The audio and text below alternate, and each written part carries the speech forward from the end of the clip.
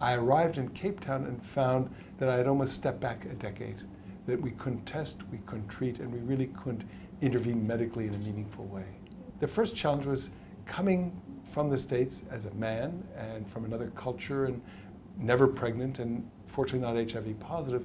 How do I connect with people who just, they don't speak my language and I don't really understand the context of the lives they're living?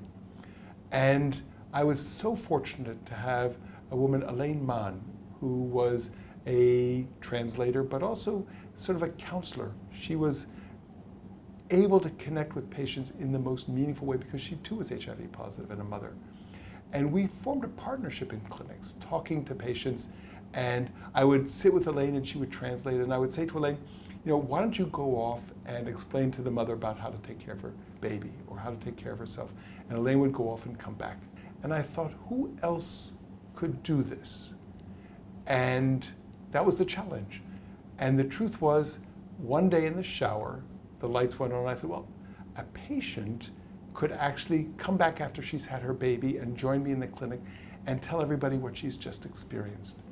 And while I didn't have the words mentor mother in mind, it was that notion of a mother who had experienced something who could be a peer and be a mentor to someone else who was about to experience what she had just completed.